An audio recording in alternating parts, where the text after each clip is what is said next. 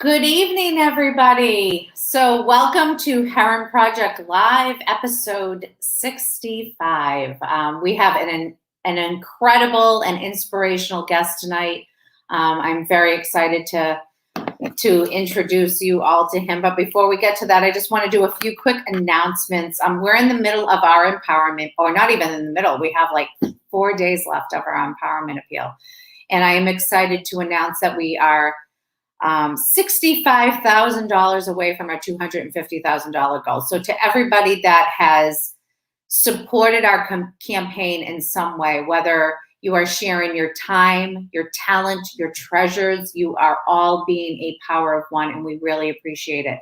So we have $65,000 more to hit our $250,000 goal. We also are running a $30,000 board match. We are $6,000 away from that match. So the next $6,000 will be matched dollar for dollar. So get your donations in. And one person that we were celebrating in our Power of One campaign was Andrew Canny. So I just want to give him a huge shout out because today is his 4-year sobriety milestone. So congratulations to Andrew. I mean, he is a true inspiration for everybody that we help. He was one of our alumni. He is now a recovery coach working at Immersion Recovery Center, and he is touching so many lives. And he is just somebody that we celebrate today. So, if you're looking for a reason to donate to our empowerment appeal, Andrew is one of those reasons. So I would ask you to donate in celebration of his 4 years because he just shows that the power of recovery. So before we start, we have Brian Cuban with us tonight, and I'm going to bring him into the studio. Let's see here. Here we go. Hi, Brian. Welcome. Hey, Bonnie. How are you? Great. From Dallas, Texas, right? Yep. We got you from Dallas. We are so grateful to have you on Herren Project Live tonight. I know I was telling you, I have been following your journey almost since you got sober as well. We were sharing right before we got on. You got sober just a few months before Chris Herren. Yeah. To celebrate 14 years in long-term recovery, which is truly amazing. And we are so grateful to have you on tonight to share, your inspiration, especially as we're celebrating the power of one person. And you every day are really making a significant difference in that. Thank you. So tell us a little bit about yourself and your journey. Well, I'm a lawyer by trade, but I no longer practice law. I am originally from Pittsburgh, PA, the middle of 3 boys. People may know my older brother, Mark. He owns the Mavs and Shark Tank. I have a younger brother, Jeff. I am married, no children, with 2 cats.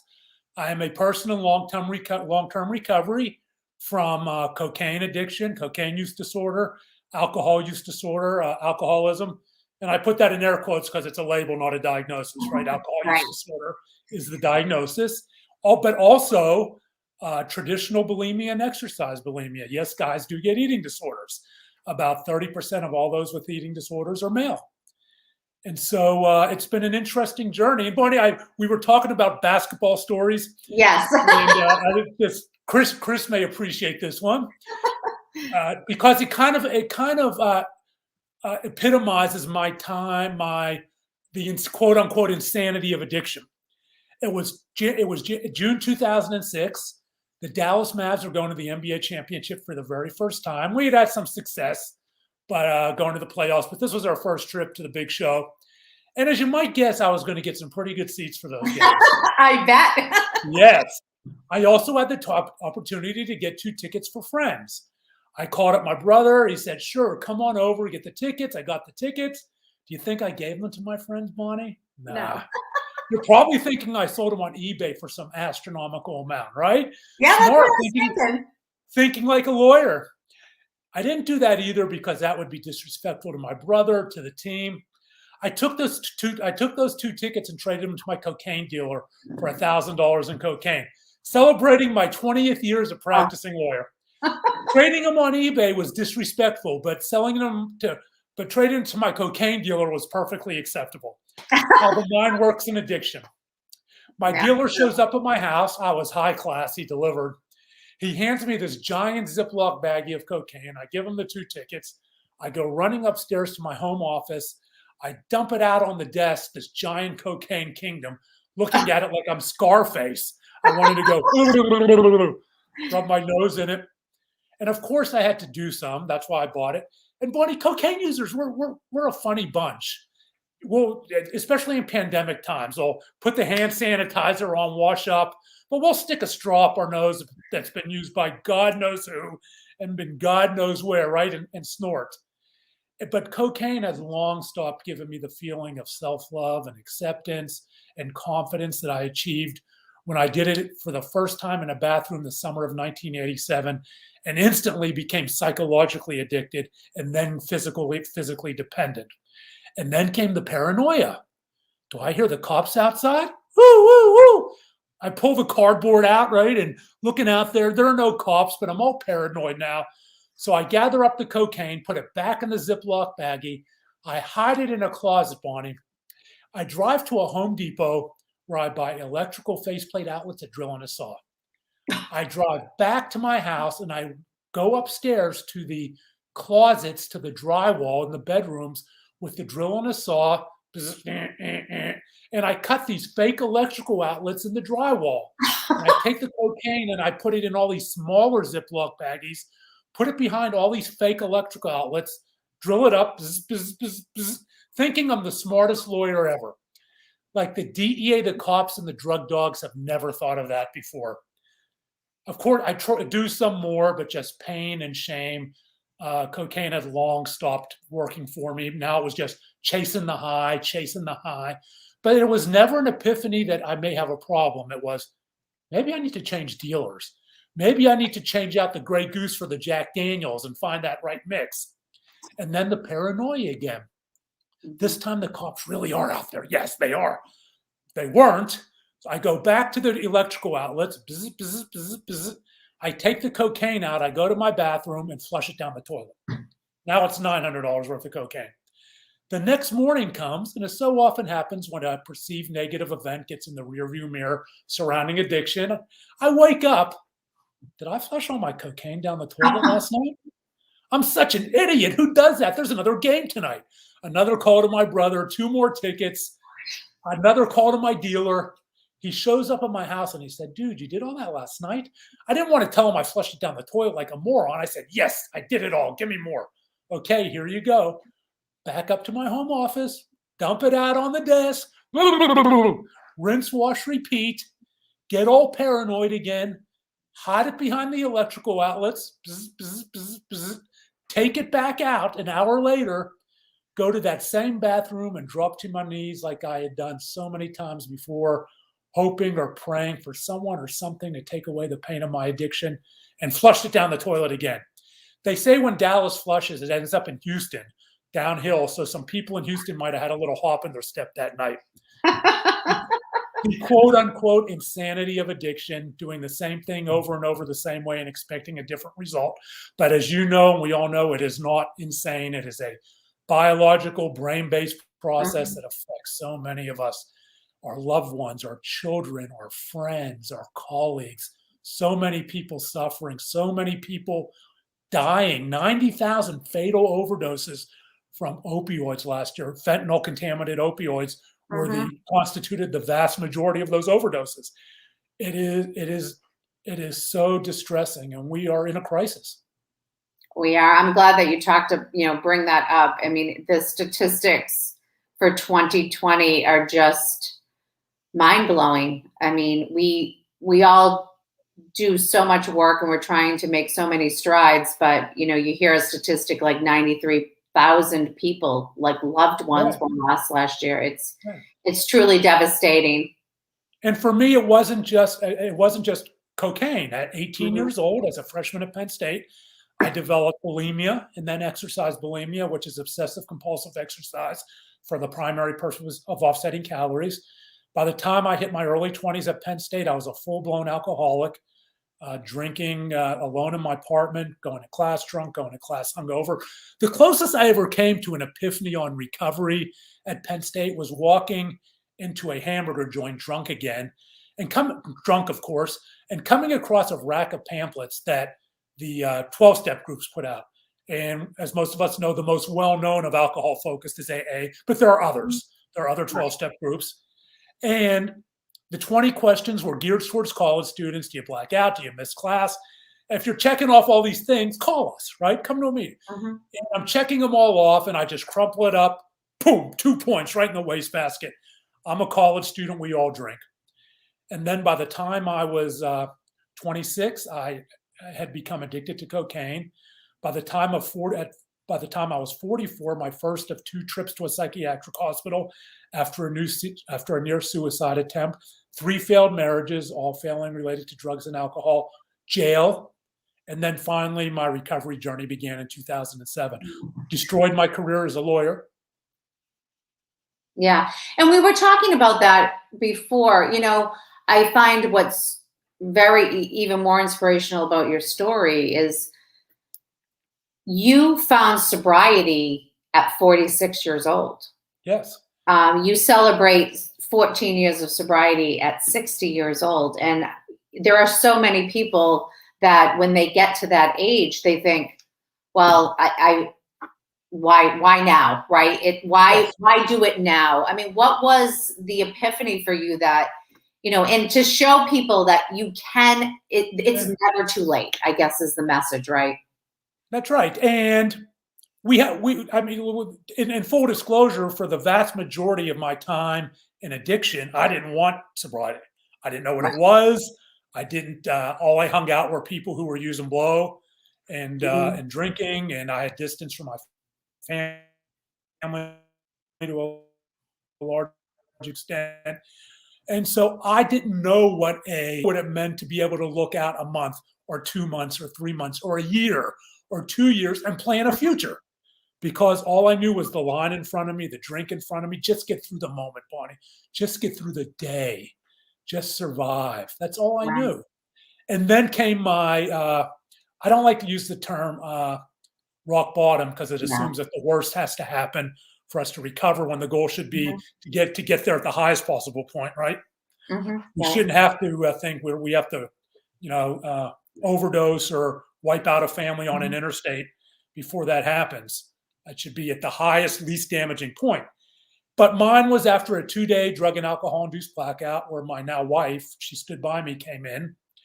And it was after that, and after I walked into a 12-step meeting for the first time in my 40s, where I really began to slowly see a month out, a 2 month out, 3 month planning for those. And as I built sobriety, and as I did the things I needed to do for myself and the underlying trauma, and there's trauma in my life. As a child, I was bullied severely. I was physically assaulted over my weight. I was a heavy kid. There was a lot of trauma. And so I'm still in counseling today for a lot of that underlying trauma, right? But the body keeps the score and it remembers. And so as I did all that stuff and I sat in my 12-step meetings and I went to counseling, I was able to actually see a life months out. And when I start to see that months out, then I can plan for it, that I want to be this, I want to do this. And it happens slowly. And as we talked about, in all of my years of addiction, starting back in the 80s, in the 86, 87, until I went into recovery, I did finish law school, but it wasn't a good student. It was the path of least resistance. But I failed the bar 3 times and I lost my practice. I really didn't live my life and live my capacity for achievement. I wasn't resilient. And so I began to build resilience, and I could see a future. And now in a lot less time, I've written some books. I'm a respected public speaker. I have a wonderful wife. I have wonderful family relationships. I have achieved all these different things in half the time than I did in addiction. So yes, it's worth it. You Yeah. just have to give it time. You have to give it time, Yeah. because when I sat in my first 12-step meeting, Bonnie, here's what I wanted. It wasn't about sobriety. I didn't really even know in that first meeting if I was an alcoholic, and maybe didn't even care. You know what I wanted when I sat in that first meeting? I wanted to wake up for the first time in my life, walk to my mirror in my bedroom, birthday suit naked, and love Mm, myself and love who I saw in that mirror for the first time in my life without the aid of alcohol or mm, cocaine or Xanax, which I was also misusing. That's all I wanted. And once I began to love myself, mm. I began to change the expectations for myself. That's great. That's really beautiful. And we have a message at Herren Project, like our motto of be you. We try Yes. to empower people to be comfortable with who they are and not try to change themselves with the use of with any substances, right? That's what we try No. to empower youth. I know, and I was going to say, we talk, Chris has the First Day film. I don't know if you've had the privilege of watching it, but we're trying to change the conversation around addiction. And instead of talking about the person that, we're finding at their last days, we're talking about the first days. And you were talking about, you went through a lot of trauma as a young person. And Yes. And here's something I've seen Chris speak, and here's something that he says that stuck with me, that has stuck with me from the first time I saw him speak, and I've seen him use this message with kids. What feeling was I trying to run away from? What right. was I trying to run away from? And I was trying to run away from a little boy who was shamed, who was traumatized. And I had been dragging that little boy across a gravel driveway on a tire with this suitcase. And just all of the trauma was going into the suitcase until it exploded. Yeah. And I was finally able to turn and talk to that little boy and let him know he was loved and that it wasn't his fault. I was trying to run away from that little boy. And I remember when Chris talked about that. What are you trying to hide? What are you running away from? Yeah. Yeah, definitely. Well, we know, recovery is a journey. Yes. And, I'm sure, you've been through many ups and downs throughout that journey. But I'm wondering, as now that you've 14 years in sobriety today, what advice do you have for people that are out there listening tonight that are struggling, or, maybe they've wanted to take the first step and they're afraid to take the first step, or maybe they've relapsed and they fell down and they don't know how to get back up. What advice do you have for them? I would say don't delegitimize what you're feeling.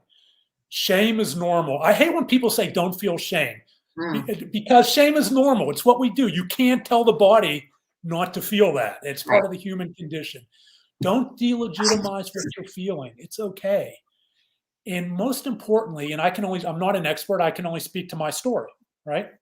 Mhm. For me, the most important thing was finding that compassionate community, finding a few people that cared and would support me through the beginning of my journey. It was so important for me, whether it was my mutual aid group, whether it was my wife, whether it was my two brothers, my father. That was the most important.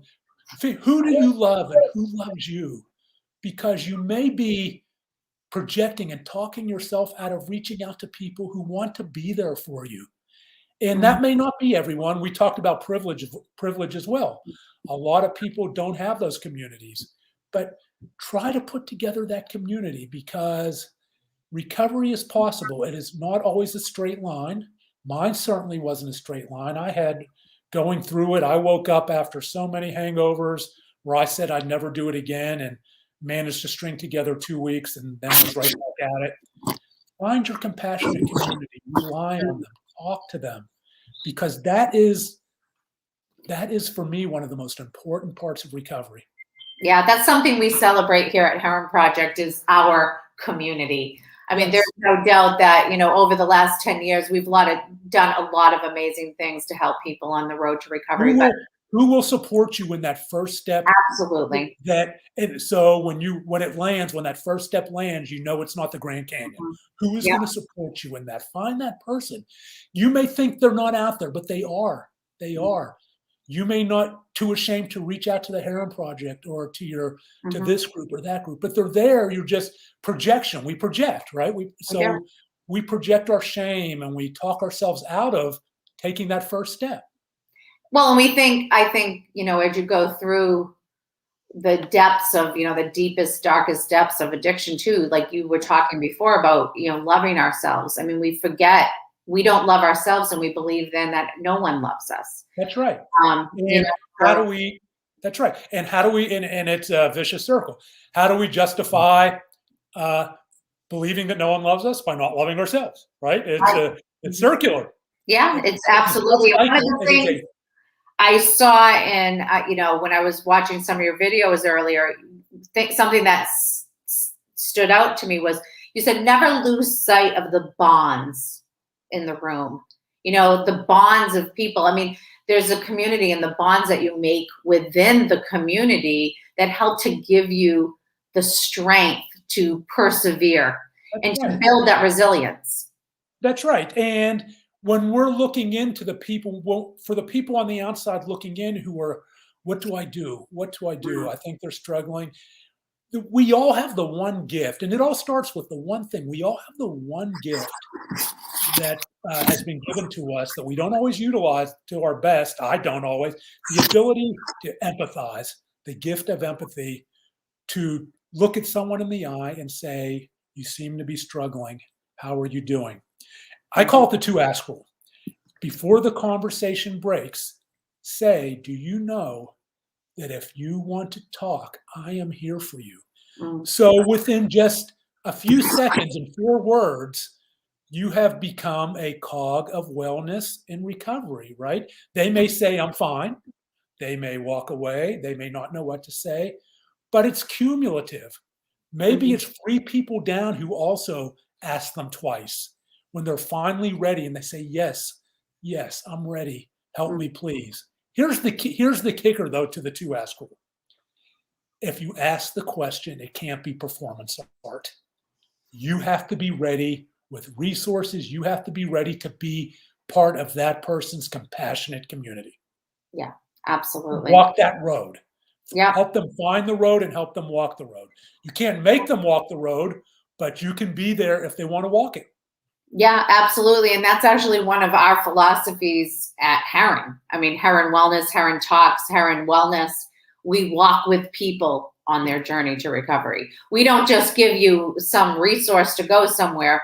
As long as you'll allow us to be there That's holding your right. hand, we will be there to support you. And we can do that little thing on a human level every day. Just ask people how they're doing and then ask them again. It's You know, true. we get caught up in our busy days and this and that, but I encourage everyone to ask someone how they're doing, even if you think they're doing fine. Get used to it. Yeah, it's very true. So, I know you're working on a lot of projects. I know you've authored 2 books and you're speaking in different events across the country. And what are some of the projects that you're working on and you want to share with everybody? Sure, I constantly, not so much in COVID times, more Zoom. Yeah. I actually did just my first in person. Now there probably won't be many for a while now, but I actually did my first in person to a bar conference of lawyers just a few weeks ago in a long time. But most of my speaking, other than general recovery events, is within the legal profession Mhm. because the legal profession is struggling in terms of addiction. We have lawyers have one of the highest white collar alcoholism rates of over 20%. Female lawyers can be up close to 40%. And so we also have one of the highest depression rates and suicide rates. So we are a profession in crisis. So I try to change my little part of the world here within that profession. Mhm. I'm always writing. My next venture is a fiction novel, actually. It's called Oh, The nice. Ambulance Chaser. It's about a Pittsburgh lawyer where I'm from, Mhm. struggling with addiction, who goes through a lot of things. And so I'm excited about that. It's released in December. But primarily, I just try to do my best to empower one person at a time to take that scary step forward. Yeah, that's great. Well, if anyone wants to learn more, I mean, briancuban.com, you can check out everything. And my final question for you, and I know, I mentioned before I got on, I mean, we're in the middle of our empowerment appeal. And everything this month for us is just celebrating and honoring the power of we talked about our community and the different individuals within that community and how the power of one person can make a difference. And I think Ryan Hampton said this last week, but the power of many just really can make a difference. And I know for us at Herren Project, we have so many incredible people in our community that really have helped to change the face of addiction. Right. But like, who inspires you every day? My wife inspires me every day. She was a saint, and my wife was with me for my worst moment and stood by me. And it wasn't easy because I broke trust. It was awful. And so we dated for a long time while I rebuilt that trust and showed her who I really was, who sober Brian was. Yeah. And so she inspires me every day with her work ethic, her ability to set goals and achieve. And my two brothers, Mark and Jeff, they saved my life. Mark, in 2005, before Amanda and I met, I decided to end my life by suicide. Mm-hmm. And Mark and Jeff, at the urging of a friend, came into my house, and I had a .45 automatic on my nightstand. Wow. And they saved my life, and they inspire me. The memory of my father inspires me. So those are the people that inspire me. Yeah, I was going to say, I know, in everything I read, it seemed, I know your dad was a really incredible man and very important to you and your two brothers. And I know one of the things that you talked about is just he gave you the gift of family. And yes, standing in the parking lot of a psychiatric hospital for my second time, that was one of the things I thought about that helped me to move forward into recovery the next day and walk into the rooms of 12-step. My father was a veteran of the Pacific War, a CB in Okinawa. He was fought in Korea. He and his older brother had what's called an auto trim shop in Pittsburgh where they just upholstered cars. Very, working class guy. And he would say to Mark, Jeff, and I all the time, he would say, guys, no matter where you go, no matter what you do in life, pick up the phone and tell your brother you love him and make sure your brother's okay. My father was the middle of three boys like me. And he gave us this gift of family. And Bonnie, you want to know how that gift stuck? All these decades later, 1,200 miles away from where we grew up in Pittsburgh, Mark, Jeff, and I live walking distance to each other. Yeah. And until my father passed away 3 years ago, he lived across the street from me. And I don't mean metaphorically across the street. I mean across the street. That's wonderful. I love it. And that is the gift and privilege of family that a lot of people don't have. So I consider it a privilege. Yeah, absolutely. I mean, there is, nothing like family. And, I think that, we see through the work that we do and people who are affected by addiction, there is stress on families. And we see a lot of pain, but there's a lot of beauty in the miracles of recovery where families can heal. Families can come back from this. And I think that's an important message for people to just never give up. Never give up. One of the things I try to help people see is that, yes, family is privilege, right? A strong nuclear family is privilege. A lot of people don't have that, and they never will have that, no matter what. They've gone through awful things, and there's just not everyone has that. Right. So, but what we can do is help them find their compassionate community to be their family. Absolutely. Absolutely. That's amazing. Well, we didn't start the show off with my fun facts. So we're going to end the show with my fun facts. So 2 fun facts, Brian, as we go out. What are 2? Well, I think one of the fun facts was, not so fun back then, but how many people do you know have traded championship tickets given them by the owner of a basketball team? That is true. Right? I'm probably the only person in the world who has done that. So I guess that's a fun fact. Probably not to your brother, but well, you know what? He sees it with a sense of humor. Yeah. But and the other one is that I used to be a big marathon runner. I've run and completed 8 marathons. not Boston, but many others. Well, which is pretty incredible. And I will do a shout out to Pam, our director of active engagement. I did try to get you to consider, doing Team Herren project at some point. Although I get the physical hip replacement, but that's one thing. Father Time catches up with everyone, as Charles Barkley would say. It absolutely does. Well, thank you so much, Brian, for coming on and sharing your story so beautifully. We are, like I said, I've been following your journey since I started doing social media at the Herren Project. So it's an honor and a privilege to have you here tonight and to be able to speak with you and to share your inspiration with everybody, and to know that it's never too late. And it's never too late to take the first step. So thank you so much. It was my honor and privilege to come on, and I appreciate your having me on. If there's anything I could ever do for you or the Herren Project, please let me know. We are grateful for that. Thank you so much. All right. Well, thank you everybody for watching tonight's episode of Herren Project Live. I think, Brian, his story is pretty incredible and inspirational for so many people. And I hope that if you're out there tonight and you're struggling, know that there is help and you are not alone. We have a community of people here at Herren Project that are here just waiting to help you. So just pick up the phone, send an email, whatever it may be. We're here. And if, you have the means, we are still trying to raise $65,000 to hit our $250,000 goal so that we can help more people with our free treatment, recovery, and prevention resources. This is our fiscal year is ending on July 31st. So any dollar amount makes a difference, whether $1, $10, $100, whatever it is, every dollar does make a difference. So thank you, everybody. And I hope you have a great night.